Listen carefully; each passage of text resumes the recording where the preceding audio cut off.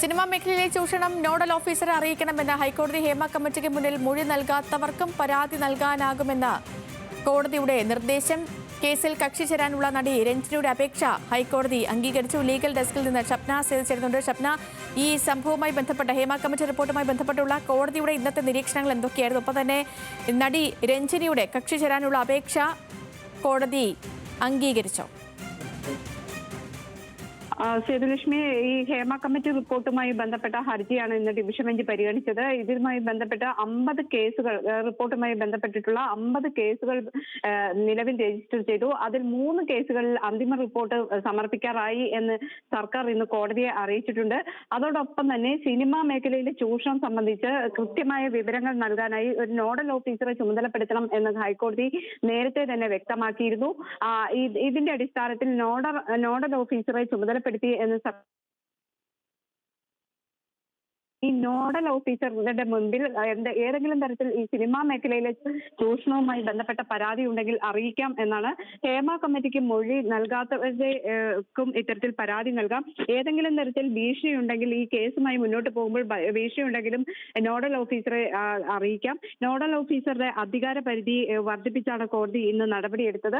അതോടൊപ്പം തന്നെ ഈ നോഡൽ ഓഫീസർ ആര്, എന്ത് എന്നത് സംബന്ധിച്ച് കൃത്യമായ അറിയിപ്പുകൾ നൽകണം എന്നും കോടതി വ്യക്തമാക്കിയിട്ടുണ്ട്. പരാതിപ്പെടുന്നവരുടെ വിവരങ്ങൾ രഹസ്യമായി സൂക്ഷിക്കണം എന്നതാണ് മറ്റൊരു നിർദ്ദേശം. 50 കേസുകൾ ഇപ്പോൾ ഇതുവരെ രജിസ്റ്റർ ചെയ്തു എന്ന് പറയുന്നു. മറ്റൊന്ന് ഈ നടി രഞ്ജിനിയുടെ അപേക്ഷയാണ്. ഈ കേസിൽ കക്ഷി ചേരണം എന്നാവശ്യപ്പെട്ടുള്ള അപേക്ഷ കോടതി അംഗീകരിച്ചു. സുപ്രീം കോടതിയെ സമീപിച്ചതിനു ശേഷം SIT നിരന്തരം ബന്ധപ്പെടുന്നു എന്നാണ് രഞ്ജിനിയുടെ പരാതി.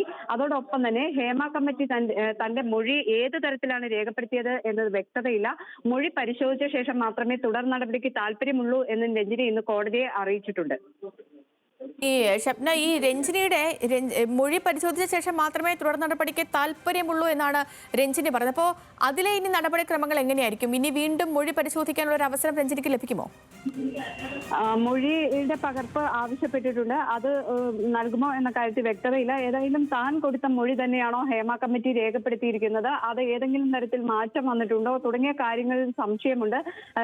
ഇത്രയും നാളോ, അതായത് ഈ ഹേമ കമ്മിറ്റി റിപ്പോർട്ടിന്റെ അടിസ്ഥാനത്തിൽ കേസുകൾ രജിസ്റ്റർ ചെയ്യണം, ഇതിൽ മൊഴി നൽകിയവരെ കോൺടാക്ട് ചെയ്യണം തുടങ്ങിയ കാര്യങ്ങൾ ഹൈക്കോടതി നിർദ്ദേശിച്ചിരുന്നു. എന്നാൽ ഇതുവരെയും നടി രഞ്ജിനിയെ കോൺടാക്ട് ചെയ്യുകയോ അല്ലെങ്കിൽ ഇതുമായി ബന്ധപ്പെട്ട അന്വേഷണം നടത്തുകയോ ചെയ്തില്ല എന്നാണ് ഇന്ന് കോടതി പറഞ്ഞത്. പിന്നീട് സുപ്രീം കോടതിയെ സമീപിച്ചതിന് ശേഷമാണ് നിരന്തരം SIT ഉദ്യോഗസ്ഥർ വിളിക്കുന്നു, അത് തനിക്ക് ബുദ്ധിമുട്ടുണ്ടാക്കുന്നു എന്ന് രഞ്ജിനി ഇന്ന് ഹൈക്കോടതിയെ അറിയിച്ചിട്ടുണ്ട്. ഏതായാലും ഹൈക്കോടതി ഇന്ന് പറഞ്ഞത് ഏതെങ്കിലും തരത്തിൽ മൊഴി നൽകിയവർക്ക് ഈ കേസുമായി മുന്നോട്ട് പോകാനോ അല്ലെങ്കിൽ വീണ്ടും മൊഴി നൽകാനോ താല്പര്യമില്ലെങ്കിൽ അവരെ ബുദ്ധിമുട്ടിക്കേണ്ടതില്ല എന്ന് ഹൈക്കോടതി പറഞ്ഞിട്ടുണ്ട്. സുപ്രീം കോടതിയും ഇത് നേരത്തെ തന്നെ വ്യക്തമാക്കിയിരുന്നു. ശരി ശരി ഷപ്ന.